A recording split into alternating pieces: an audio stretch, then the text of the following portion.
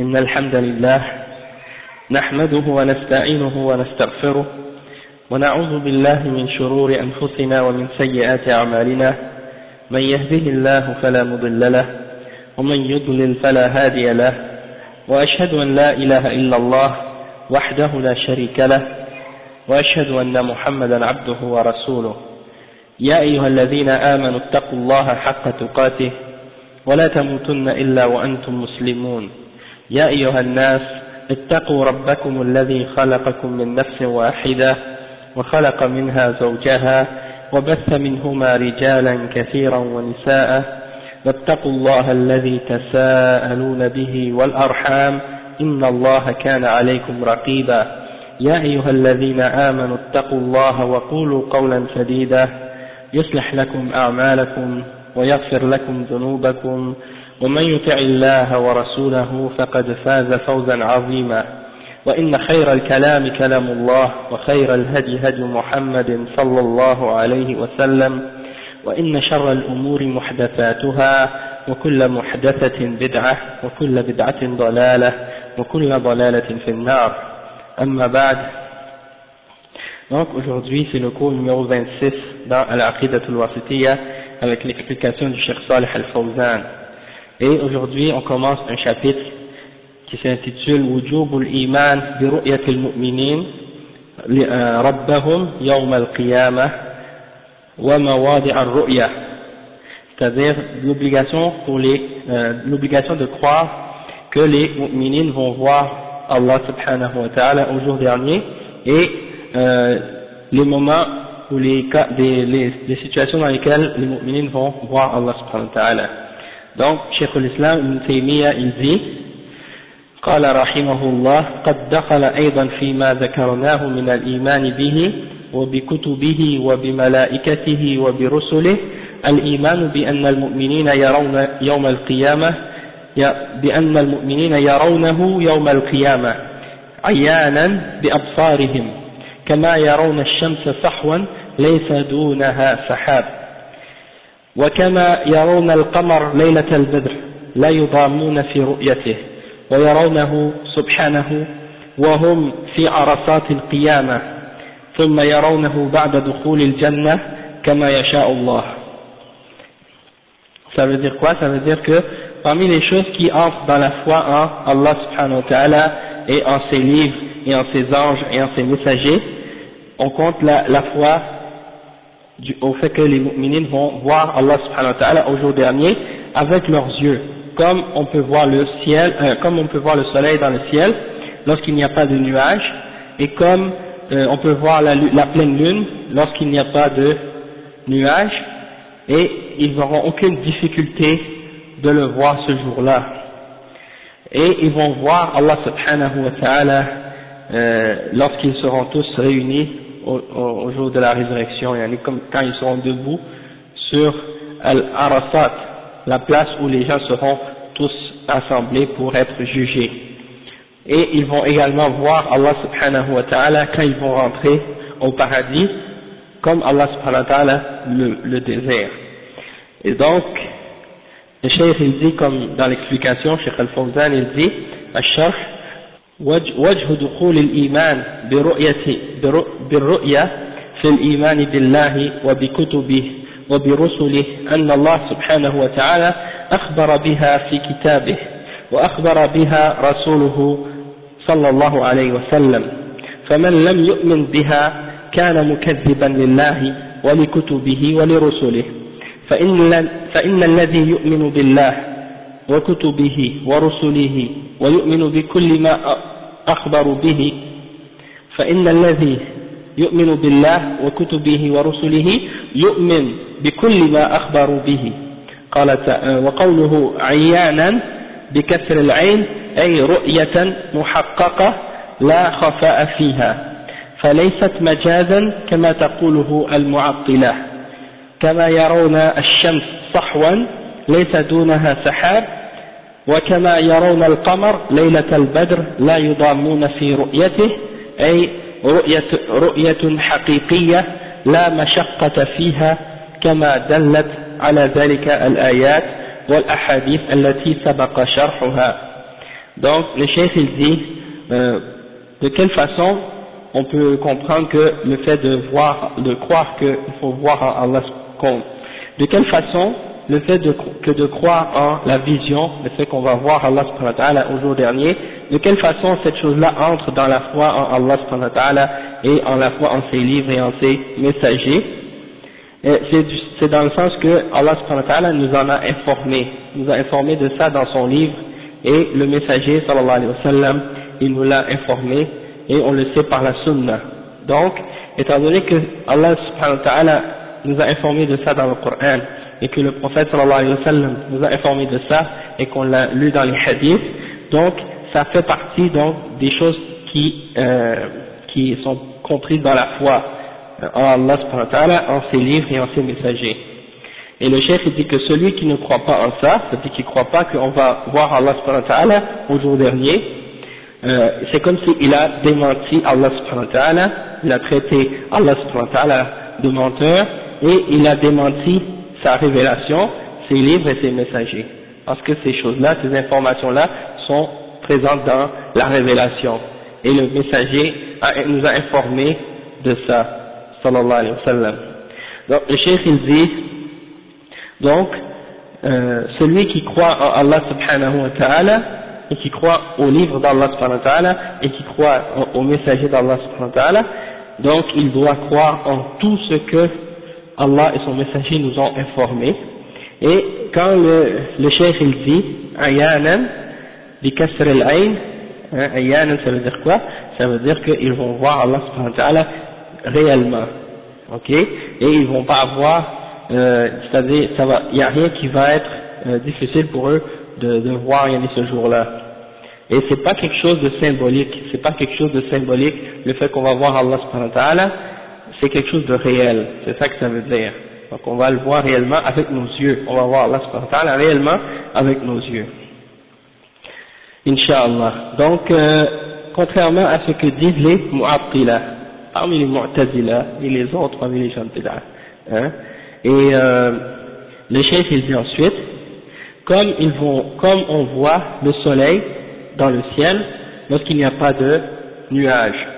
Donc ça c'est pour nous montrer qu'il n'y aura pas de difficulté pour les mu'minines de voir Allah subhanahu wa ta'ala. Et la même chose, comme il a comparé, le prophète sallallahu alayhi wa sallam a comparé également la vision au fait que, comme par exemple lorsqu'il y a la pleine lune et que on regarde la lune, donc on n'a aucune difficulté à la regarder, et bien c'est de cette façon-là qu'on va pouvoir également regarder et voir Allah subhanahu wa ta'ala au jour dernier. Et on a déjà expliqué ça en détail avec les preuves de ça dans les chapitres passés, et donc ça c'est plutôt juste une confirmation puis une explication de la part du cheikh Ibn Taymiyyah pour confirmer puis clarifier ce point-là plus en détail. Ensuite il dit وَيَرَوْنَهُ سُبْحَانَهُ وَهُمْ فِي عَرَصَاتِ الْقِيَامَةِ ثم يرونه بعد دخول الجنة، وهذا بيان للمواضع التي تحصل فيها الرؤية، وذلك في موضعين. الموضع الأول في عرصات القيامة، والعرصات جمع عرصة، وهي الموضع الواسع الذي لا بناء فيه، وعرصات القيامة مواقف الحساب. وهل يختص المؤمنون برؤيته هذا في هذا الموضع؟ في المسألة ثلاثة أقوال، قيل يراه في عرصات القيامة المؤمنون والمنافقون والكفار، وقيل يراه المؤمنون والمنافقون فقط دون الكفار، وقيل يراه المؤمنون فقط، والله أعلم. Donc le cheikh il dit que lorsqu'il dit par exemple que les mu'minines vont voir leur Seigneur lorsqu'ils seront sur l'endroit où ils vont être rassemblés, ils vont le voir également après lorsqu'ils vont rentrer dans le paradis. Ça c'est pour nous expliquer les différents moments où les gens vont voir Allah subhanahu wa ta'ala. Et le chef il dit que c'est dans deux circonstances ou deux situations. La première c'est lorsqu'ils seront assemblés debout devant Allah subhanahu wa ta'ala sur Al-Arasat. Et Al-Arasat, le chef il explique que c'est l'endroit qui est étendue et une plaine où il n'y a pas de construction. Donc ça veut dire que c'est un endroit qui est vide et les gens seront rassemblés sur cet endroit-là et puis c'est là qu'ils vont être jugés. Ok? Donc le cheikh il pose une question par la suite, il dit est-ce que les mu'minoun, les croyants, est-ce que c'est seulement eux qui vont voir Allah subhanahu wa ta'ala ou bien on peut inclure dans ça également les kuffars et les munafiqin, les kuffars, les non-croyants et les hypocrites? Eh bien, le cheikh il répond en disant que il y a eu trois différentes positions à ce sujet-là entre les ulama, d'accord? Il y en a des ulama qui ont expliqué que c'est les mu'minoun, les munafiqun et les kuffars, les trois vont pouvoir voir Allah subhanahu wa ta'ala. Il y a une deuxième position qui dit que ils vont voir seulement les mu'minoun et les munafiqun vont voir Allah subhanahu wa ta'ala et non les kuffars. Et il y a une troisième position qui explique que c'est seulement les mu'minoun qui vont voir Allah subhanahu wa ta'ala et non les kuffars et les munafiqin. D'accord? J'en avais expliqué, on avait parlé un petit peu de ça. Et parmi les ulama, il y en a qui ont expliqué que les mu'minoun et les munafiqun, ils vont voir Allah subhanahu wa ta'ala, et il y a des preuves de ça dans le Coran, du fait que, par exemple, les munafiqun, eux, vont être ordonnés de se prosterner, mais ils ne pourront pas, et ils vont tomber sur le dos, parce que leur colonne vertébrale va se souder, elle va être comme une barre, et puis à chaque fois qu'ils vont essayer de se prosterner, ils vont tomber sur le dos. Et ça c'est dans l'explication, et ça c'est dans l'explication du verset Yawma yukshafu an saqin, le jour où on va, donc c'est ça, ce verset. Yawma yukshafu an saqin, le jour où on va découvrir la jambe et oui, ويدعون إلى السجود فلا يستطيعون. ساقين ويدعون إلى السجود فلا يستطيعون. C'est ça, ils ne seront pas capables. Donc ça c'est, certains ulama ils ont dit donc ça c'est une preuve que les munafiqun ils vont voir, eux également ils vont voir Allah subhanahu wa ta'ala. Et par la suite ils vont être voilés, ils vont pas pouvoir le voir par la suite. Et même les kuffars, il y en a des ulama qui ont dit même les kuffars ils vont le voir, par la suite ils vont être voilés, ils pourront pas le voir. Et les ulama ont dit que dans ça, il y a en réalité une punition pour les kuffars, parce que le fait de voir Allah subhanahu wa ta'ala, c'est le plus grand des plaisirs et la plus belle des choses, et étant donné qu'ils sont capables de le voir une fois, puis par la suite, ils sont privés de le voir, eh bien, ça reste toujours pour eux comme une sorte de châtiment, pour eux, le fait de ne plus jamais pouvoir le revoir, hein. Donc, et le cheikh ensuite, il dit qu'il y a un deuxième moment où les mu'minines vont pouvoir voir Allah subhanahu wa ta'ala, et il explique celui-là en disant al-mawdi' al-thani yarahu al-mu'minuna ba'da dukhulihim al-jannah kama thabata dhalika fi al-adilla min al-kitab wa as-sunnah wa sabaqa ba'd tilka al-adilla mashruha wa sabaqa dhikru shubahi man nafa ar-ru'ya ma'a ar-radd 'alayha والجنة في اللغة البستان والمراد بها هنا الدار التي أعدها الله لأوليائه وهي دار النعيم المطلق الكامل وقول الشيخ كما يشاء الله أي من غير إحاطة ولا تكييف لرؤياه. Donc le cheikh il dit que comme deuxième endroit où les mu'minines vont voir Allah subhanahu wa ta'ala, c'est lorsqu'ils seront entrés au paradis. Ils vont pouvoir voir Allah subhanahu wa ta'ala également. Et il y a des preuves de ça dans le Coran et dans la Sunna, et on en a déjà mentionné des exemples de ça dans les cours passés. Et le cheikh dit qu'on a déjà mentionné également les arguments des gens qui essaient de nier cet attribut-là, et comment on réfute ces shubuhat. Ensuite, il dit que le mot Jannah, c'est par lequel on traduit, ce mot-là, Jannah, on traduit en français par le mot paradis, Et qu'est-ce que ça signifie? En arabe, ça signifie al-bustad, c'est-à-dire le jardin. Et lorsqu'on parle du Jannah dans le Coran et dans la Sunna, on parle de l'endroit que Allah subhanahu wa ta'ala a préparé pour ses awliya, pour les mu'minines, ok, et c'est l'endroit où ils auront tous les délices parfaits et complets d'Allah subhanahu wa ta'ala. Et le cheikh il dit que quand le cheikh Ibn Taymiyyah a dit kama yasha Allah, c'est-à-dire que les mu'minines vont voir Allah subhanahu wa ta'ala comme Allah le veut, c'est-à-dire qu'ils vont voir Allah subhanahu wa ta'ala, toutefois ils ne peuvent pas le cerner, hein? Ils ne peuvent pas cerner Allah subhanahu wa ta'ala par leur vision, tu vois. Donc ils voient Allah subhanahu wa ta'ala, mais ils ne peuvent pas cerner Allah subhanahu wa ta'ala par leur vue, et on ne doit pas demander non plus la question comment est Allah subhanahu wa ta'ala et comment on va le voir, parce que c'est pas possible de comprendre ni de savoir ces choses-là.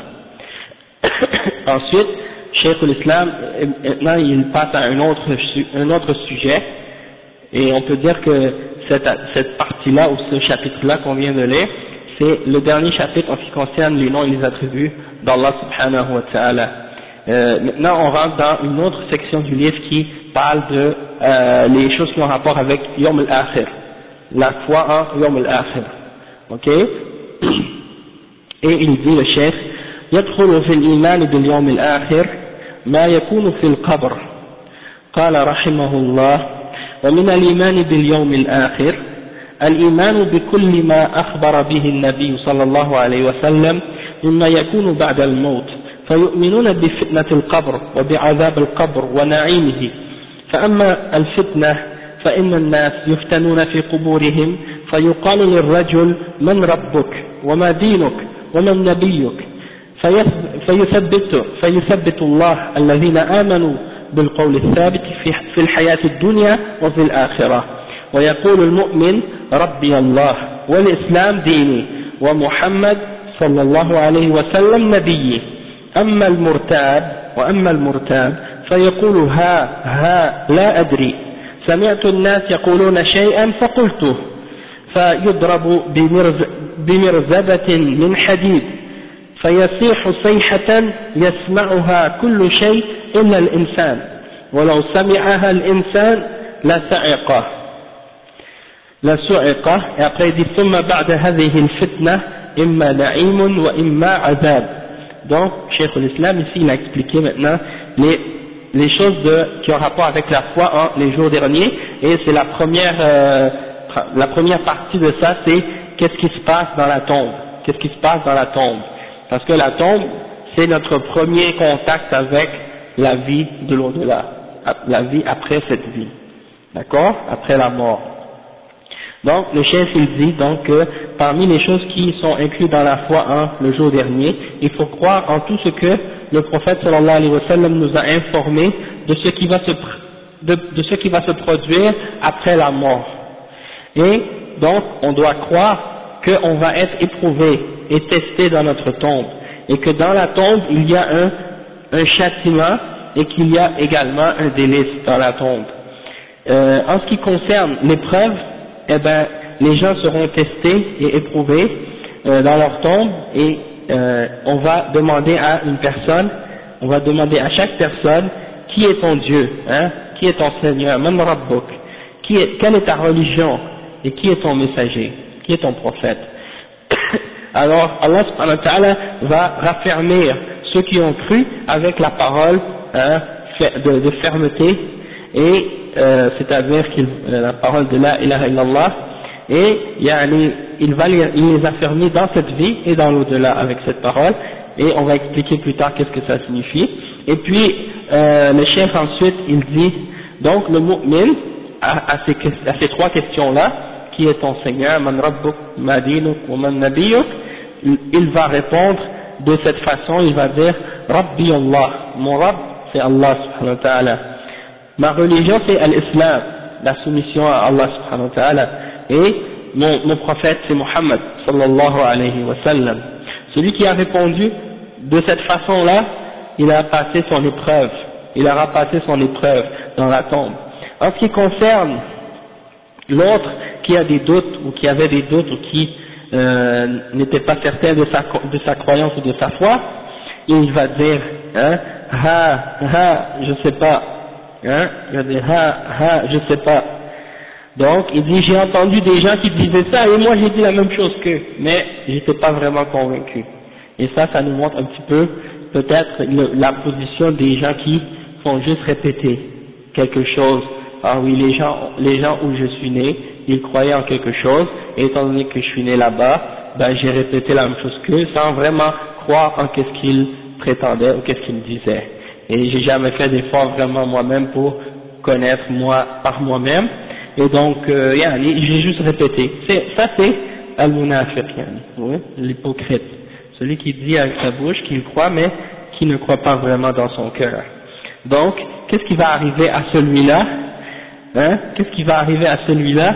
Le cheikh, il dit qu'il sera frappé avec une tige de métal par les deux anges qui vont lui poser les questions. Et c'est al-munkar wa nakir. On va le voir plus tard. Et il va crier d'un cri. Ce cri-là, tout le monde peut l'entendre excepté les êtres humains. D'accord? Et si l'être humain pouvait l'entendre, il serait foudroyé par ce cri. Et le chef il dit, puis ensuite, après cette épreuve, il y aura soit le délice ou soit le châtiment. Maintenant le cheikh Al-Fawzan il explique maintenant, il dit Ash-Sharh, Al-Yawm al-Akhir huwa Yawm al-Qiyamah. Le jour dernier, c'est le jour de la résurrection, le jour où les gens vont sortir de leur tombe et ils vont se tenir devant Allah subhanahu wa ta'ala. Wal-Iman bihi ahadu arkan al-Iman, wa qad dalla alayhi al-aql wal-fitra, wa sarahat bihi jami' al-kutub al-samawiyya, wa nada bihi jami' al-anbiya wal-mursalin, wa summiya bil-Yawm al-Akhir لتأخره عن الدنيا. Cheikh il dit que la foi en le jour du jugement dernier et le jour dernier, ça fait partie des 6 piliers de la foi, comme on les a plusieurs fois mentionnés. Et cet article-là de la foi, elle est établie, elle est prouvée par le Coran et par la Sunna bien sûr, mais en plus de ça également par la raison et par la fitra, hein, la nature profonde de chaque être humain, qui lui pousse à reconnaître ces fondements-là et ces principes de la foi. Donc, c'est quelque chose qu'Allah a mis dans le cœur de chaque être humain. Et donc, si quelqu'un le renie, c'est parce qu'il refuse d'accepter quelque chose qu'il sait au fond de lui-même que c'est la vérité. D'accord? Donc, c'est une forme d'arrogance et d'orgueil, en fait. Ensuite, le cheikh, il dit, tous les textes et les révélations que Dieu a données à l'humanité, ils ont tous affirmé la foi en cet article-là, c'est-à-dire la foi au jour dernier. Les livres des Juifs, les livres des chrétiens, ils ont tous confirmé également qu'il y aura un jugement dernier et qu'il y aura une vie après la mort. Ça c'est quelque chose, tous les livres ont amené cette réalité-là et tous les prophètes et les messagers ont mentionné ça à leur peuple. Et on l'appelle le jour dernier, pourquoi? Parce que c'est le dernier jour qui va être dans cette dunya. Après ce jour-là, il n'y en a plus d'autres. Et le cheikh dit وقد ذكر الشيخ رحمه الله شيخ الإسلام ابن تيمية هنا ضابطا شاملا لمعنى الإيمان باليوم الآخر بأنه الإيمان بكل ما أخبر به النبي صلى الله عليه وسلم مما يكون بعد الموت فيدخل فيه الإيمان بكل ما دلت عليه النصوص من حالة الاحتضار وحالة الميت في القبر والبعث من القبور وما يحصل بعده. ثم أشار الشيخ رحمه الله إلى أشياء من ذلك منها أن يكون في القبر منها ما يكون في القبر فقال فيؤمنون بفتنة القبر وبعذاب القبر ونعيمه. Cheikh dit donc Ibn Taymiyyah il a mentionné un principe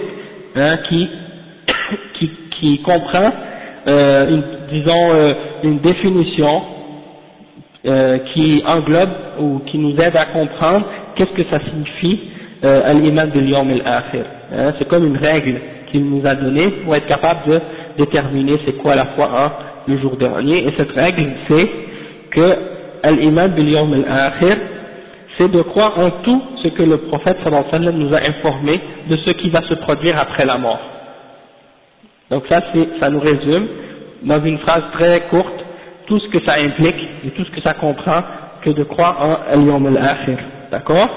Ensuite il dit, et donc parmi les choses qui entrent dans cette foi-là, c'est de croire en tout ce que les textes nous informent à propos de qu'est-ce qui se passe après la mort, depuis le moment où on est, disons, à l'agonie, en train de mourir, jusqu'au moment où on est enterré dans notre tombe, puis lorsqu'on est ressuscité de la terre, qu'on sort de nos tombes, et qu'est-ce qui se produit par la suite également.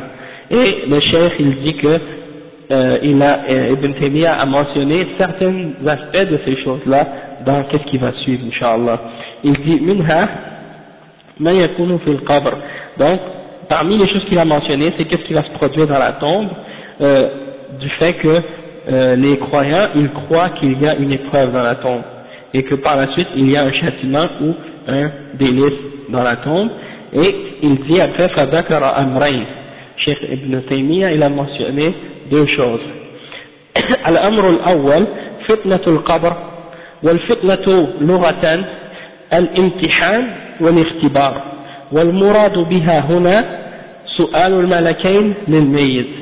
ولهذا قال فأما الفتنة فإن الناس يفتنون في قبورهم فيقال للرجل أي الميت سواء كان رجلا أو امرأة ولعل ذكر الرجل من باب التغليب ثم ذكر الأسئلة التي توجه إلى الميت وما يجيب به المؤمن وما يجيب به غير المؤمن وما يكون بعد هذه الإجابة من نعيم أو عذاب. Il dit que l'épreuve dans la tombe, il dit le mot fitna ça veut dire l'épreuve ou l'examen, ok, ça veut dire en arabe une épreuve ou un examen, et des fois ça peut avoir d'autres significations selon le contexte, et il dit que ici c'est l'épreuve des deux anges qui vont poser les questions dans la tombe, et il dit donc que les gens vont être testés dans leur tombe, et on va demander donc à la personne, et il a dit à un homme, à Rajul, et le chef dit que quand on dit ici un homme, c'est pas parce que c'est seulement un homme, ça inclut également la femme, c'est pas seulement pour dire que c'est seulement les hommes. Et ensuite, le chef il a dit que il a mentionné les questions qui vont être posées à cette personne-là, qui est morte, et les réponses du mu'min, et les réponses de celui qui n'est pas mu'min, et qu'est-ce qui va se passer après ces réponses-là, selon le fait que la personne a répondu bien ou mal, il aura soit le châtiment ou soit des délices dans le paradis, dans sa tombe, pardon. Après le cheikh dit wal iman bi su'al al-malakayn wajib لثبوته عن النبي صلى الله عليه وسلم في أحاديث يبلغ مجموعها حد التواتر ويدل على ذلك القرآن الكريم في قوله تعالى يثبت الله الذين آمنوا بالقول الثابت في الحياة الدنيا وفي الآخرة ويضل الله الظالمين ويفعل الله ما يشاء سورة إبراهيم. Le cheikh il dit donc que de croire en la question des deux anges c'est obligatoire. Et pourquoi c'est obligatoire? C'est parce que c'est affirmé et confirmé dans les paroles du prophète sallallahu alayhi wa sallam, dans des hadiths très nombreux qui arrivent lorsqu'on les réunit tous ensemble à un niveau de tawatur.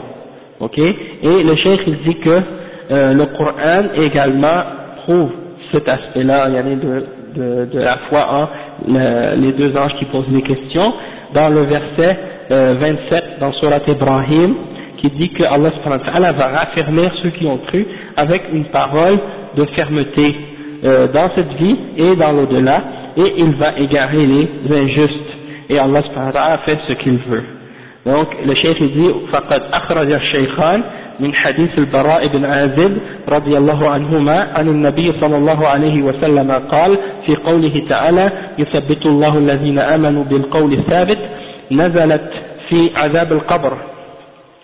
Le cheikh il dit que c'est rapporté par Al-Bukhari et Muslim selon Al-Bara ibn Azib radiyallahu anhuma que le prophète sallallahu alayhi wa sallam a dit au sujet de ce verset, hein, dans le verset 28 dans Surat Ibrahim, qu'il a été descendu au sujet de l'épreuve de la tombe ou des châtiments de la tombe. Okay? وزاد مسلم يقال له من ربك فيقول ربي الله ونبي محمد فذلك قوله يثبت الله الذين آمنوا بالقول الثابت. Hein? Donc la version de Muslim, de l'imam Muslim, elle a rajouté encore quelque chose qui dit, c'est-à-dire on va lui demander qui est ton Dieu, hein, qui est ton Rabb, et il va répondre mon Rabb c'est Allah et mon prophète c'est Muhammad sallallahu alayhi wa sallam. Alors c'est pour ça Allah subhanahu wa ta'ala dit dans le Coran, il a mentionné le verset que Allah subhanahu wa ta'ala va raffermir ceux qui ont cru avec une parole de fermeté. Donc ça veut dire que ça prouve que ce verset-là est révélé au sujet de qu'est-ce qui se passe dans la tombe. Ensuite, le cheikh dit والقول الثابت هو كلمة التوحيد التي ثبتت في قلوب المؤمن بالحجة والبرهان وتثبيت المؤمنين بها في الدنيا أنهم يتمسكون بها ولو نالهم في سبيلها ما نالهم من الأذى والتعذيب وتثبيتهم بها في الآخرة توفيقهم للجواب عند سؤال الملكين.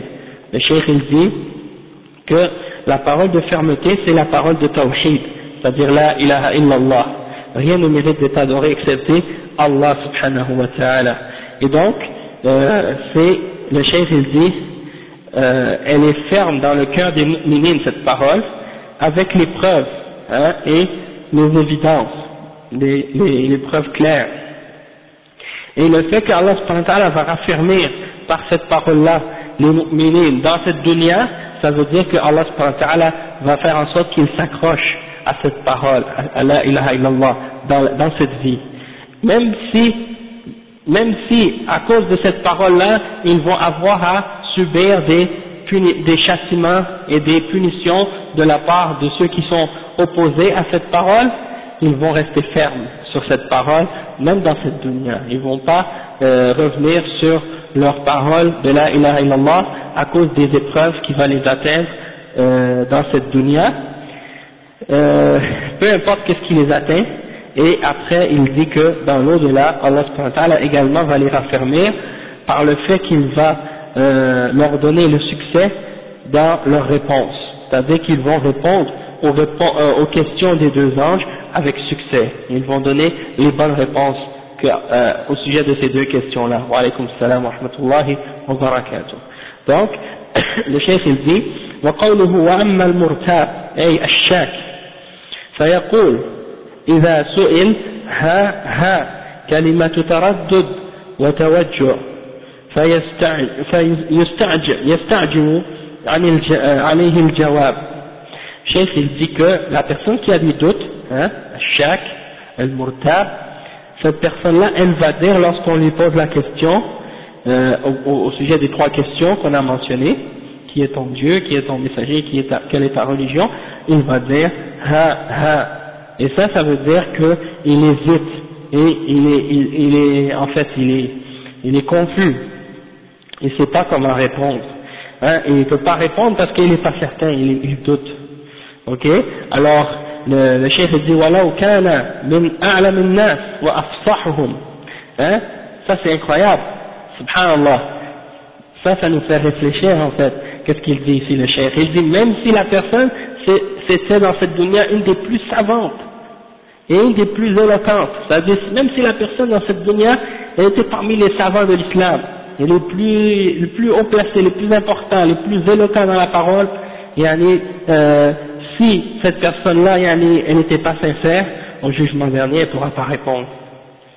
Pas directement, je dis dans le jugement dernier, je veux dire dans la tombe, lorsqu'il aura à répondre à ces questions-là, même si, le cheikh dit, même si c'était les personnes les plus savantes. وَلَوْ كَانَ مِنْ أَعْلَمِ النَّاسِ وَأَفْصَحِهِمْ. Il dit, وَكَمَا قَالَ تَعَالَى وَيُضِلُّ اللَّهُ الظَّالِمِينَ. La preuve de ça, c'est que Allah il dit dans le verset, et il va égarer les injustes. Il va égarer les injustes. Donc ça veut dire, peu importe la connaissance de la personne. Si la personne était injuste, elle ne pourra pas répondre aux questions. Hein? فيضرب بمرزبة من حديد وهي المطرقة الكبيرة. Il va se faire frapper par une grosse masse de fer, hein, une tige de fer, et le cheikh dit que c'est al-matraqa al-kabira, c'est comme une grosse masse, ou bien al-matraqa en arabe c'est le marteau, donc c'est une grosse masse de fer et on va le frapper avec ça, hein, et il dit فيصيح صيحة يسمعها كل شيء إلا الإنسان ثم بين الحكمة من عدم سماع الإنسان لها بقوله ولو سمعها الإنسان لصعق أي خر ميتا أو غشي عليه. ومن حكمة الله أيضا أن ما يجري على الميت في قبره لا يحس به الأحياء لأن الله تعالى جعله من الغيب ولو أظهره لفاتت الحكمة المطلوبة وهي الإيمان بالغيب. Le cheikh il dit que si donc la personne quand on la frappe avec ce marteau, avec cette masse, eh ben, elle commence à crier d'un cri, comme on a dit tout à l'heure, que tout le monde peut entendre excepté les êtres humains. Et la sagesse qu'il y a dans ça, c'est le fait que l'être humain, il ne peut pas entendre ce cri-là, il y a une sagesse là-dedans, parce que le chef dit que si l'être humain l'entendait, il serait tombé, il tomberait raide mort, ou bien il serait, disons, il tomberait sans connaissance. Et parmi les sagesses dans ça, il y a le fait que les choses qui ont rapport avec qu'est-ce qui se passe avec le mort dans sa tombe sont des choses que les êtres humains qui sont vivants ne peuvent pas sentir avec leur sens, ils ne peuvent pas savoir, ils ne peuvent pas entendre, ils ne peuvent pas voir qu'est-ce qui se produit aux personnes qui sont dans leur tombe, parce que ça fait partie du ghaib, ça fait partie de l'invisible. Et si Allah subhanahu wa ta'ala nous montrait, nous faisait entendre quelque chose de ce qui se passe dans la tombe, eh bien il n'y aurait plus de points à croire c'est-à-dire il n'y aurait plus de points à dire que, par exemple, il faut croire en l'invisible, puisque ce serait plus quelque chose d'invisible, ce serait quelque chose de visible ou de connu. D'accord? Donc, c'est comme si, par exemple, on pourrait voir Allah subhanahu wa ta'ala, ben c'est la même chose. Il n'y aurait plus de points à dire qu'il faut croire en Allah, puisque tout le monde le verrait. Ouais, c'est ça. Ouais, on en a parlé plusieurs fois. Oui, ça répond à l'affaire de Zindani. C'est que si on pouvait l'entendre, ben, il n'y aurait plus de points à vouloir dire qu'il faut croire en al-Ghaib, puisque là ce serait plus le Ghaib, ce serait quelque chose de visible. Et Cheikh Al-Fawzan, il a répondu à ça. Il a dit, nous on croit pas en Azab al-Qabr à cause que par exemple on a entendu ça, ou bien qu'il y a des kuffars qui ont mis des micros dans la terre puis qu'ils ont entendu ces choses-là. On croit en Azab al-Qabr parce que c'est Allah et son messager qui nous ont informés de ça et que ça fait partie du rêve, hein. Donc, et il a donné une réponse vraiment, disons, sérieuse à propos de cette question-là. Oui, même ici il a répondu clairement, mais c'est, hein? Ouais, ils ont été foudroyés, puis en plus le cheikh il a dit ça, de faire circuler des cassettes comme ça, il dit ça fait peur aux gens, c'est quelque chose de mauvais. Et même le prophète sallallahu alayhi wa sallam, il a dit, si vous pourriez entendre qu'est-ce qui se passe dans la tombe, eh ben vous voudriez même plus vous enterrer les uns les autres quand vous allez mourir. Lama tadafanu, hein?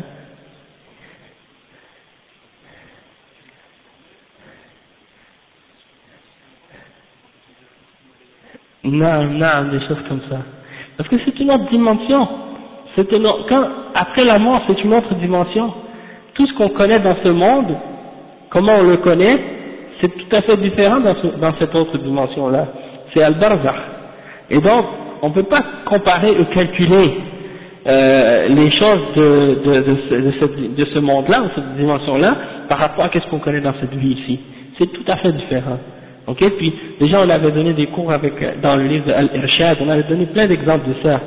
Hein? Tu vas voir une tombe, tu vas voir une tombe, quelqu'un qui est enterré dans une tombe, tu touches la terre avec ta main, tu vas pas sentir de chaleur qui sort de cette tombe, hein, tu vas aller dans n'importe quel cimetière des kuffars ici, là, tu vas pas sentir de feu, là, qui brûle dans la terre, tu peux pas savoir qu'est-ce qui se passe, hein, c'est un autre monde, hein, même si tu creuses à l'intérieur, tu vas pas voir, même si tu creuses pour voir le corps de la personne qui est morte, et c'est un kafir, tu vas pas voir du feu, tu vas pas voir des choses, même, je me souviens à une époque,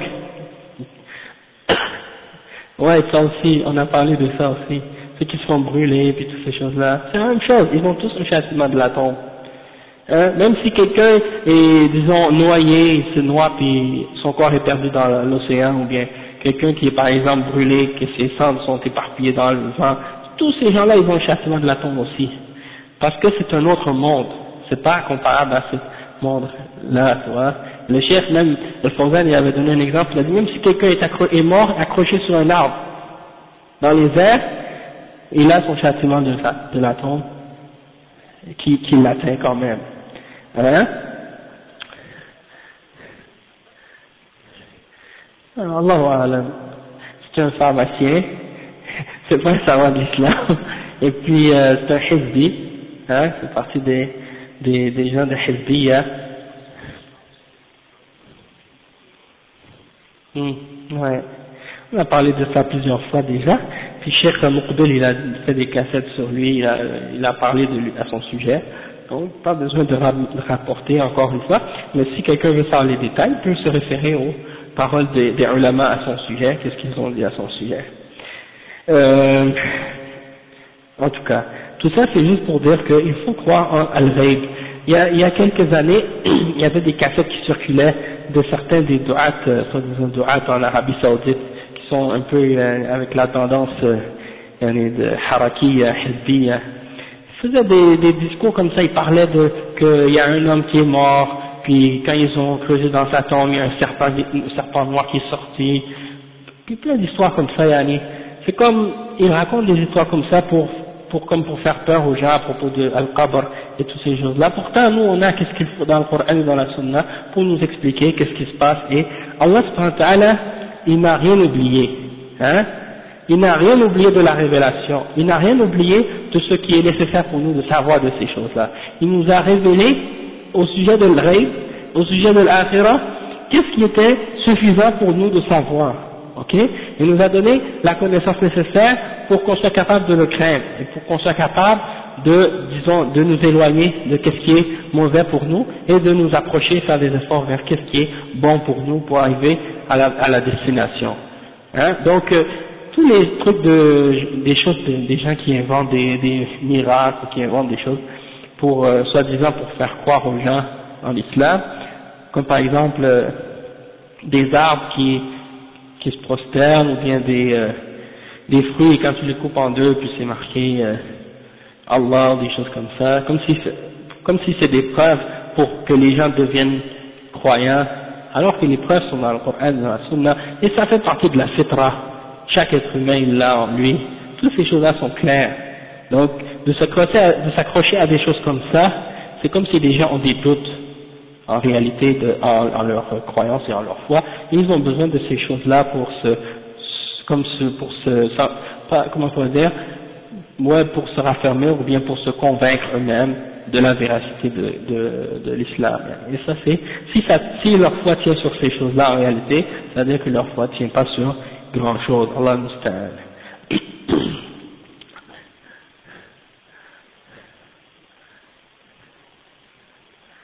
Des gens qui sont enterrés, qui sont morts, mais j'ai entendu des choses comme ça dans les hadiths. J'ai lu un hadith d'un homme qui était converti à l'islam, wa alaykum salam wa rahmatullah, qui était converti à l'islam, puis par la suite il a comme quitté l'islam, et puis ils l'ont enterré, il est mort, après je pense qu'ils l'ont enterré, puis le lendemain son corps était en dehors était sorti, et là ils ont dit, les koufars ont dit, les croyants, les musulmans, ils ont déterré son corps puis ils l'ont mis par terre encore, ils l'ont sorti. Là ils l'ont réenterré encore une fois, et là ils ont trouvé que le lendemain encore une fois, son corps était sorti. Alors ils l'ont enterré encore une troisième fois. Cette fois j'ai oublié qu'est-ce qui se passe par la suite. Mais c'est pour dire que ouais, ça se peut que la terre crache certaines créatures, yani, de cette façon-là. Mais Allahu A'lam. Ben, on va continuer, puis après on va terminer ce chapitre, après on va voir, Inch'Allah, si on peut continuer, parce que là, les cours, là, sont plus courts, à cause de entre Maghreb et Isha, il n'y a pas beaucoup de temps. On va essayer de passer moins de questions durant le cours, Inch'Allah. Le Cheikh, il dit, الأمر الثاني ما يجري على الميت في قبره ما أشار إليه الشيخ بقوله ثم بعد هذه الفتنة إما نعيم وإما عذاب إلى أن تقوم القيامة الكبرى وهذا فيه إثبات عذاب القبر أو نعيمه ومذهب أهل السنة والجماعة أن الميت إذا مات يكون في نعيم أو عذاب وأن ذلك يحصل لروحه وبدنه ثم تواترت به الأحاديث عن رسول الله صلى الله عليه وسلم فيجب الإيمان به ولا يتكلم في كيفيته وصفته لأن ذلك لا تدركه العقول لأنه من أمور الآخرة وأمور الآخرة لا يعلمها إلا الله ومن أطلعهم الله على شيء منه وهم الرسل صلوات الله وسلامه عليه. Cheikh il dit que la deuxième chose c'est que ce qui se passe, qu'est-ce qui arrive aux morts dans sa tombe, parmi les choses que le Cheikh a mentionnées, comme par exemple lorsqu'il dit que puis après la fitna, il y a soit les délices ou bien soit les châtiments, jusqu'à ce que arrive le grand jugement dernier. Ok, donc le Cheikh il dit qu'il y a dans ça le fait qu'on affirme qu'il y a un châtiment dans la tombe ou bien un délice dans la tombe, et ça c'est la voie de Ahl Sunnati wal Jama'a, que la personne qui meurt, une fois qu'elle est morte, elle a soit un délice ou un châtiment dans sa tombe, et ça arrive à son âme et à son corps, et ça c'est rapporté dans un nombre très grand de différents ahadiths du prophète, du messager d'Allah sallallahu alayhi wa sallam, et il est obligatoire de croire en ça, et on n'a pas le droit de parler au sujet du comment et de décrire des choses qui a rapport avec ces choses-là. On se limite à la révélation dans ça. Et le Cheikh il dit, pourquoi? Parce que notre raison, il ne peut pas atteindre, ne peut pas comprendre cette dimension-là, c'est un autre monde. Ça fait partie, les choses de Al-Akhirah, les choses de l'au-delà, ça fait partie donc des choses que seulement Allah subhanahu wa ta'ala connaît, et Allah subhanahu wa ta'ala le connaît, et ceux à qui il a donné une connaissance au sujet de ces choses-là, c'est-à-dire les messagers d'Allah subhanahu wa ta'ala, eux aussi, ils ont une connaissance par rapport à ce que Allah leur a donné de ces événements-là et de ces choses-là. Après le cheikh il dit, wa ankara adab al-qabr al-mu'tazila. Les mu'tazila, ils ont nié ça. Parce que les mu'tazila, c'est un groupe parmi les groupes de Bid'a, et un de leurs principes, c'est qu'ils jugent la révélation par rapport à leur raison. Tout ce qu'ils trouvent dans la révélation qui ne fait pas, selon eux, qui ne fait pas de sens, ou qui est illogique, ils le rejettent. Ils le rejettent. Donc ils prennent leur cerveau et ils le mettent au-dessus du Coran et au-dessus de la Sunna. Et ils disent, tout ce que ma tête et mon cerveau n'acceptent pas, je le rejette. Et ça c'est une position absurde en réalité, parce que il est bien évident que les choses qui ont rapport avec le ghaib ne peuvent pas être compris par rapport à notre raison. Ok, ça on l'a expliqué plusieurs fois. Le cheikh il dit وشبهتهم في ذلك أنهم لا يدركونه ولا يرون الميت يعذب ولا يسأل. C'est-à-dire c'est des arguments futiles. Ils disent on ne peut pas croire en ça parce qu'on ne le voit pas. On ne peut pas croire en ça parce qu'on ne l'entend pas. La personne qui est morte, quand il est mort, on ne voit pas de feu, on ne voit pas de choses. Et on n'entend pas les anges qui l'interrogent et tout ça. Donc ça veut dire que c'est pas vrai. Donc qu'est-ce qui est en dehors de leurs cinq sens, ils le rejettent. C'est comme ça les Mu'tazila. Ok? Et donc, qu'est-ce que c'est d'abord d'être un mu'min? C'est quoi d'être un mu'min si tu crois uniquement en qu'est-ce que tes 5 sens peuvent accepter? Alors il n'y a pas d'iman en réalité. Hein? Le Cheikh il dit والجواب عن ذلك أن عدم إدراكنا ورؤيتنا عدم إدراكنا ورؤيتنا للشيء لا يدل على عدم وجوده ووقوعه، فكم من أشياء لا نراها وهي موجودة، ومن ذلك عذاب القبر ونعيمه، وأن الله تعالى جعل أمر الآخرة ما هي وما كان متصلا بها غيبا وحجبها عن إدراك العقول في هذه الدار ليتميز الذين يؤمنون بالغيب من غيرهم، وأمور الآخرة لا تقاس بأمور الدنيا والله أعلم. Le Cheikh il dit donc combien de choses dans ce monde qui existent et qu'on ne peut pas les voir, hein, et qu'on sait qu'elles existent malgré qu'on ne les voit pas, hein, et parmi ces choses-là il y a le châtiment de la tombe et les délices de la tombe, et le Cheikh il dit que Allah subhanahu wa ta'ala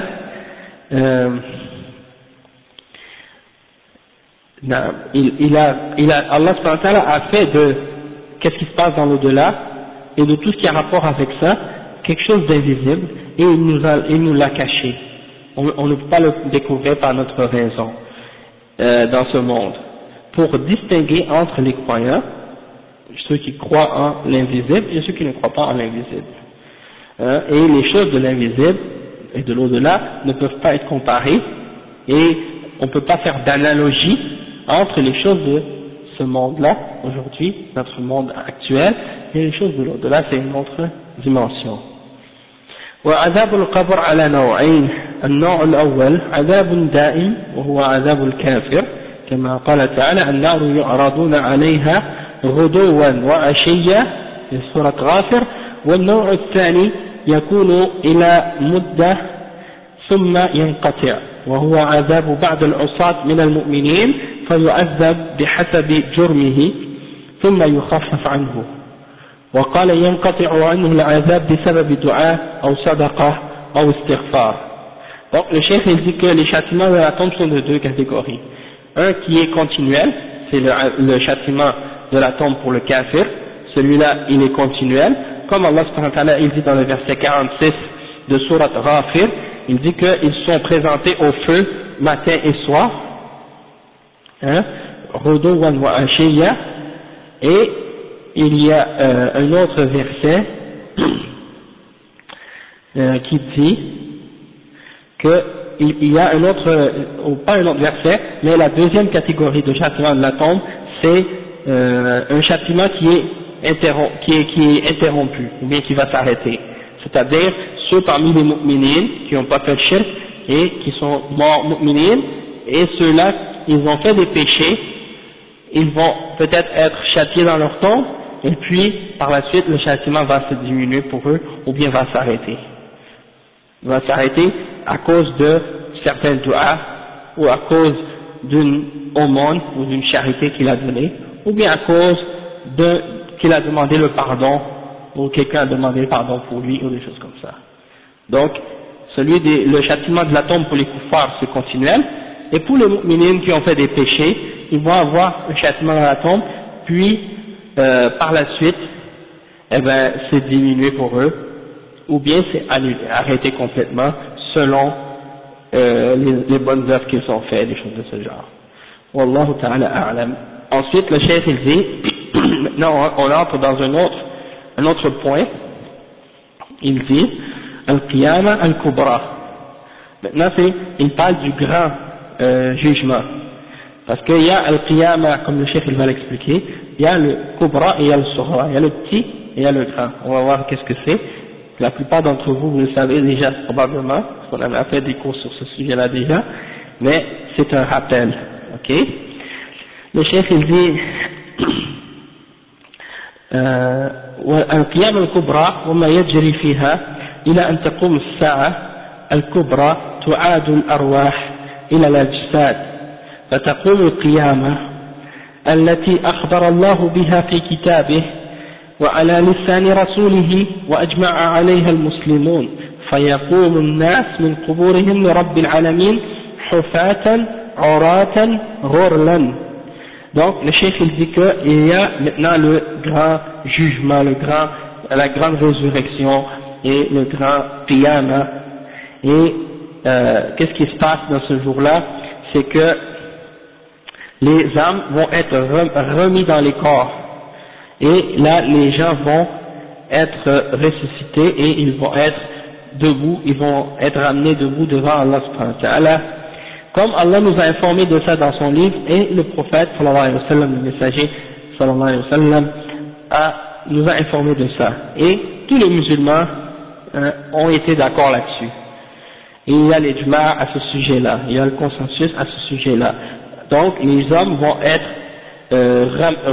sortis, on va les faire sortir de leur tombe, et ils vont être nu-pieds, nus, et ils vont être non circoncis, c'est-à-dire qu'ils vont être comme ils étaient quand ils sont sortis du ventre de leur mère la première fois. Tout ce qu'ils avaient perdu va être revenu. Cheikh il dit, أشار الشيخ رحمه الله في هذا وما بعده إلى ما يكون في الدار الآخرة، وهي التي تبدأ بالقيامة الكبرى. فإن الدور ثلاث، دار الدنيا، دار البرزخ، والدار الآخرة، وكل دار من هذه الدور الثلاث لها أحكام تخصها وحوادث تجري فيها.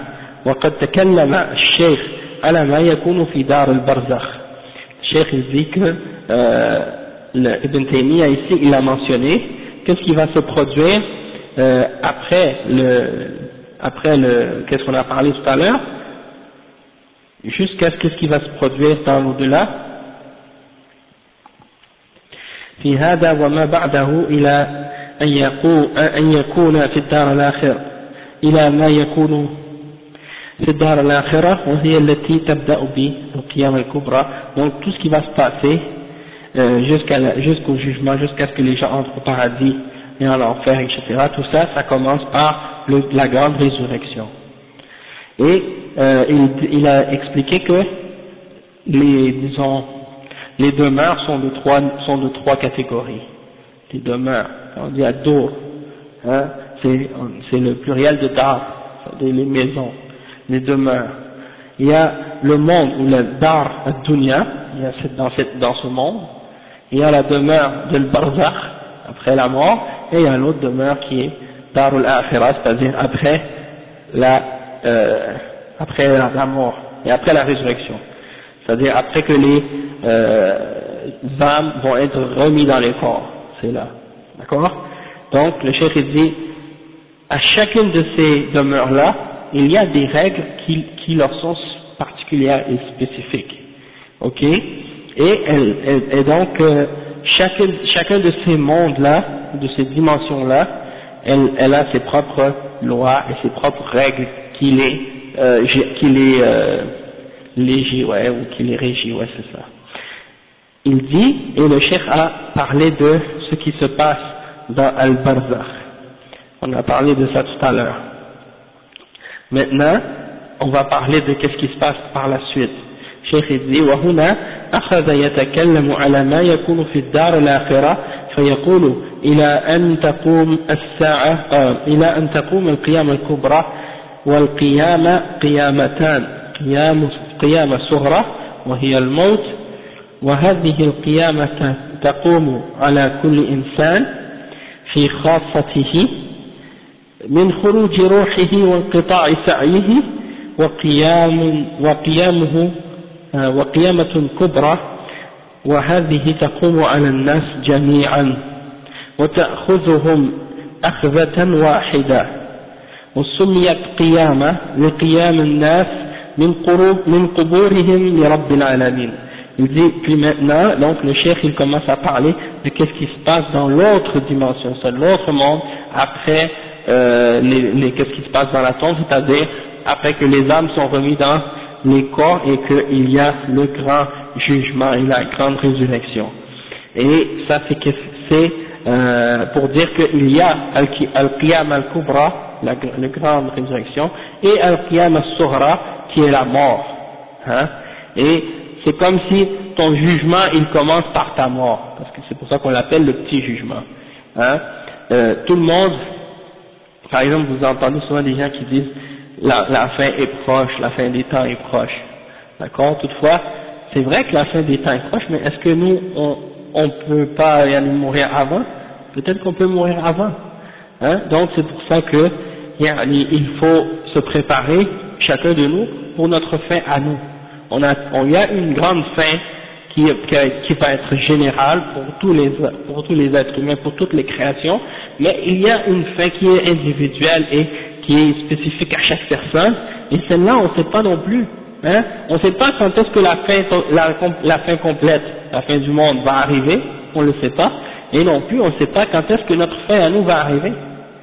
Et notre fin à nous est plus proche peut-être de nous que la fin complète de ce monde. D'accord? Donc c'est pour ça que même si on dit on ne sait pas, peut-être que la fin du monde va juste arriver dans 100 ans ou 200 ans encore ou même plus. Et donc on a le temps, mais on ne sait pas, nous, peut-être on va mourir demain ou ce soir ou après-demain. Donc il faut toujours se rappeler de la mort dans ce sens-là. Parce qu'on projette des plans et des projets d'avenir, puis tous ces projets-là peuvent être mis à l'eau du jour, comme ça, jusque l'ange vienne attraper notre âme, et ça y est, c'est fini. Tout ce qu'on avait préparé s'envole et reste avec les gens, tandis que nous, on passe à un autre monde. C'est pour ça que c'est important de se préparer avec les bonnes œuvres et avec une foi ferme pour être capable d'affronter les choses qui nous attendent dans l'autre monde, d'accord? Et pas trop, disons, oublier, parce que le fait de planifier trop dans cette vie, à long terme, sans prendre en considération la mort et tout ça, des fois ça nous fait oublier la réalité de notre existence et le but de notre existence. Donc toujours essayer de se rappeler de ça pour pas perdre notre ligne, notre but réel. Et donc on planifie, alhamdoulilah, dans la vie, et on essaie de s'organiser pour avoir des plans pour arriver à atteindre l'agrément d'Allah subhanahu wa ta'ala, ça c'est nécessaire. Toutefois, on néglige pas, puis on ne devient pas indifférent ou insouciant de réaliser que la mort peut nous arriver à n'importe quel moment. Et même des fois au moment où on s'en attend le moins. D'accord? Donc, le cheikh il dit, comme on a dit tout à l'heure, il y a deux jugements. Bon, après il dit, le qiyamah dont on parle maintenant, c'est lorsque les hommes vont, le qiyamah de la mort, pardon, le qiyamah qui arrive à la mort, c'est quelque chose qui arrive à chaque homme, et c'est quand l'âme est prise de notre corps, l'ange vient arracher notre âme, et le grand jugement, c'est lorsque tous les hommes sont pris ensemble.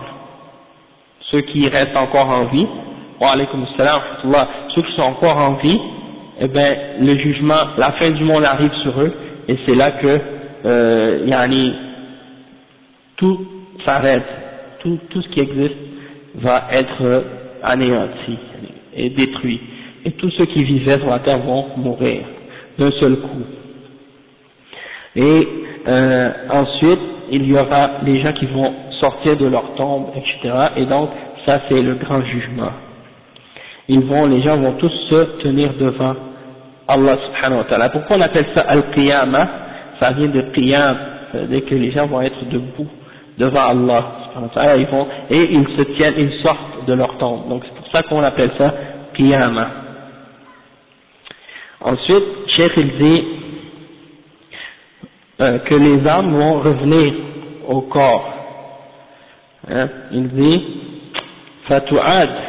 فتعاد الأرواح إلى الأجساد وذلك عندما ينفخ إسرافيل في السور قال تعالى ونفخ في السور فإذا هم من الأجداث إلى ربهم ينسلون قالوا يا ويلنا من بعثنا من مرقدنا وقال تعالى ثم نفخ فيه أخرى فإذا هم قيام ينظرون والأرواح جمع روح وهي ما يحيا به الإنسان وغيره من ذوات الأرواح ولا يعلم حقيقتها إلا الله وقال تعالى ويسألونك عن الروح قل الروح من أمر ربي. Donc le cheikh il dit ici que les âmes vont être remis dans les corps et là il y a un ange qui s'appelle Israfil qui va être ordonné de souffler dans la trompe ou dans le clairon. Et là, qu'est-ce qui va arriver lorsqu'on va souffler dans le clairon? C'est comme dans Surat Yasin, le verset 51 et 52, Allah subhanahu wa ta'ala il dit et on soufflera dans le clairon et les voilà qui vont sortir de leur tombe et qui vont se précipiter vers leur Seigneur et ils vont dire malheur à nous qui nous a fait sortir de notre endroit où on dormait ou bien où on était en train de sommeiller ou quelque chose comme ça. Donc ils vont se sentir comme s'ils avaient dormi pendant cette période-là. Même si c'était Adam, alayhi salam, qui est mort depuis des années et des années, quand il se ressuscite, il a l'impression que ça fait juste quelques heures ou quelques temps qu'il était en train d'attendre dans sa tombe. Il ne va pas réaliser combien de temps exactement s'est passé entre sa mort et le jugement dernier. Ensuite, il mentionne un autre verset dans Surat Yasin, dans Surat Zumar, qui dit puis ensuite on va souffler un deuxième coup et les voilà qui vont être debout et qui vont regarder. Et ensuite, le cheikh il dit que le mot ruh, c'est le pluriel c'est arwah. Et qu'est-ce que c'est arwah? C'est qu'est-ce qui fait vivre les êtres humains. Et également les autres créatures comme les animaux également, ils ont un ruh. Mais personne ne connaît la réalité de l'âme, excepté Allah subhanahu wa ta'ala. Si on essaie de faire un examen pour essayer de déterminer c'est quoi l'âme, où est-ce qu'elle est, comment elle est faite, de quoi elle est composée, toutes ces choses-là, même si on dissecte un être humain jusqu'à ces petites cellules pour essayer de trouver où est-ce qu'elle est cachée cette âme, on ne peut pas la voir. Donc ça veut dire on ne peut pas connaître qu'est-ce qu'elle est cette âme. Peu importe les examens ou les expériences scientifiques qu'on peut faire pour la trouver dans le corps, on ne peut pas. Parce que c'est quelque chose de caché. Et c'est seulement Allah subhanahu wa ta'ala qui connaît la réalité de cette âme. Et le cheikh il dit, le verset 85 dans Surat Al-Isra, qui dit, et il te demande au sujet de l'âme, dit, l'âme fait partie du commandement de mon Seigneur, c'est-à-dire c'est seulement lui qui la connaît. وَمَا أُوتِيتُم مِّنَ الْعِلْمِ إِلَّا قَلِيلًا. Et on ne vous a donné que peu de connaissances à ce sujet-là. Après, le cheikh il dit, وَقَوْلُهُ تَعَالَى, ça prouve en même temps que même notre vie là, comme ça, on parlait de la raison et des choses de ce genre, et on disait qu'on ne peut pas comprendre le rêve, l'invisible avec notre raison. Eh bien, subhanallah, notre vie elle-même, on ne peut même pas comprendre comment elle fonctionne, comment on est en vie. Si on pouvait comprendre, n'importe quelle personne qui meurt, on pourrait comme reconnecter le fil, et puis faire repartir la machine là. Mais c'est pas comme ça que ça fonctionne. Il y a d'autres choses, donc alhamdulillah. Ensuite le cheikh il dit وقوله وتقوم القيامة التي أخبر الله بها في كتابه وعلى لسان رسوله وأجمع عليها المسلمون إشارة إلى أدلة البعث وأنه ثابت بالكتاب والسنة وإجماع المسلمين والعقل والفطرة السليمة. وقد أخبر الله عنه في كتابه وأقام الدليل عليه ورد على المنكرين للبعث في غالب سور القرآن. ولما كان نبينا محمد صلى الله عليه وسلم خاتم النبيين بين تفاصيل الآخرة بيانا لا يوجد في كثير من كتب الأنبياء. Cheikh il dit que ensuite il y aura le jour du jugement que Allah subhanahu wa ta'ala, dont Allah subhanahu wa ta'ala a parlé dans son livre, et également le messager nous en a parlé, et tous les musulmans sont d'accord là-dessus, et ça montre que les preuves de al-Ba'ath, les preuves de la résurrection, que c'est établi par le Coran, par la Sunna, par le consensus des musulmans. Également c'est établi par la raison et par la fitra. Et quand on dit la fitra, c'est-à-dire la fitra qui est propre. Wa alaykum salam wa rahmatullah. Et le cheikh il dit que Allah subhanahu wa ta'ala, il nous a informé de cette chose-là dans son livre, et il a établi des preuves contre ceux qui essaient de nier la résurrection et le jour du jugement dernier. Dans la plupart des surahs dans le Coran, il y a des preuves qui réfutent les gens qui nient qu'il y a une résurrection. Et le cheikh ici comme notre prophète Muhammad sallallahu alayhi wa sallam, qui est le dernier des prophètes, étant donné qu'il est le dernier des prophètes, eh bien on trouve que dans la révélation qu'il a amenée, il y a plus de détails et plus d'explications au sujet de cet aspect-là de la foi que dans les révélations des prophètes qui sont venus précédemment. Parce que c'est lui le dernier, et c'est lui qui est le plus près par rapport au jour dernier, c'est lui qui est le plus près par rapport aux autres prophètes qui sont venus. Ok, donc c'est pour cette raison-là que des détails qu'on trouve dans la révélation de l'islam, on ne trouve pas dans les détails dans les révélations des prophètes précédents.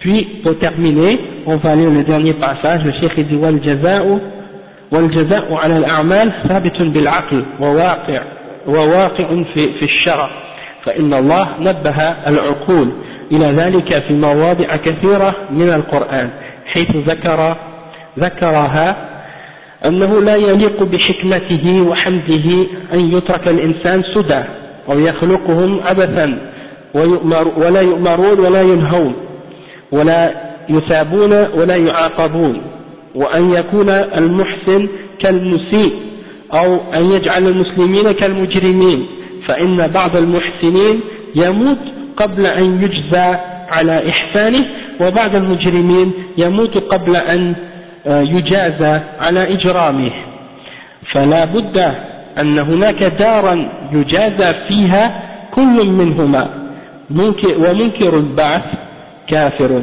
كما قال تعالى زعم الذين كفروا أن لن يبعثوا، وقوله فيقوم الناس من قبورهم حفاة جمع حاف وهو الذي ليس على رجله نعل ولا خف، وعراة جمع عار وهو الذي ليس عليه لباس، وغرلا وهو الأقفل الذي لم يختتن.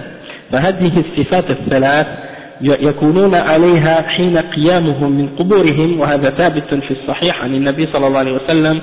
ففي الصحيحين عن عائشة رضي الله عنها أن رسول الله صلى الله عليه وسلم قال إنكم تحشرون إلى يوم القيامة حفاة عراة غرلا. الحديث. Donc ça vient terminer le texte. On va juste traduire, expliquer ça rapidement. Le cheikh il dit, et la récompense des actions qu'on va faire, c'est confirmé par la raison. C'est confirmé par la raison et par la révélation. Parce que Allah subhanahu wa ta'ala, il nous a donné des signes et des preuves rationnelles pour nous montrer qu'il y a des choses qui peuvent confirmer réellement qu'il y a une résurrection et qu'il y a un jugement. Ok, et on peut comprendre ça même par la raison, non seulement par les textes et tout, mais également par l'aql yani, et par la fitra aussi. Donc, il y a beaucoup de versets dans le Coran qui nous poussent à réfléchir logiquement sur ces choses-là. Par exemple, le cheikh il dit, Allah subhanahu wa ta'ala, il nous a montré que ça ne peut pas, c'est contraire à la sagesse d'Allah subhanahu wa ta'ala que de croire que Allah subhanahu wa ta'ala nous a créé les hommes et qu'il les a laissés comme ça, sans rien, sans raison, ou qu'il les a créés sans but, sans un but, ou sans une sagesse. De penser comme ça, c'est d'avoir une mauvaise pensée à propos d'Allah subhanahu wa ta'ala, c'est de penser du mal à propos d'Allah subhanahu wa ta'ala. Donc, c'est comme si tu penses que Allah subhanahu wa ta'ala, il va pas ordonner les êtres humains et il ne va pas leur interdire quoi que ce soit et qu'il ne va pas les récompenser ni les punir, et que la personne qui fait le bien est équivalent avec la personne qui fait le mal. Donc ça c'est en fait attribué à Allah subhanahu wa ta'ala qu'il fait des choses absurdes ou sans raison ou sans sagesse. D'accord? Et ça c'est incorrect. Et donc le cheikh il dit il y a combien de personnes par exemple qui sont des personnes très bonnes et qui font du bien et qui meurent sans jamais avoir été récompensés pour le bien qu'ils ont fait dans cette vie. De même qu'il y a plein de gens qui vivent dans le mal et dans l'injustice et qui font plein de mal aux gens et qui meurent sans jamais avoir reçu aucune punition pour le mal qu'ils ont fait. Donc, il faut absolument, selon la sagesse et selon la raison, il faut absolument qu'il y ait un autre monde où les gens vont être récompensés pour le bien qu'ils ont fait et punis pour le mal qu'ils ont fait également. Et donc, le cheikh il dit, la personne qui nie la résurrection, eh bien il est kafir, il n'est pas croyant. Parce qu'Allah il dit que les kuffars, c'est les kuffars qui croient qu'ils ne vont pas être ressuscités. Dans le verset 7, dans Surat At-Tarabun. Après il dit que les hommes vont être ressuscités au jugement dernier, ils vont être nu-pieds. Et ils vont être nus, ils n'auront pas de vêtements et ils vont être non circoncis, c'est-à-dire comme ils ont été créés la première fois, comme c'est rapporté dans Al-Bukhari et Muslim, selon Aïcha radiyallahu anha. Donc ça vient terminer le dars d'aujourd'hui, et puis on continuera pour la suite la semaine prochaine, Inch'Allah. Donc on s'arrête ici. Subhanakallah wa bihamdik, ashhadu an la ilaha illa anta, astaghfiruka wa atubu ilayk.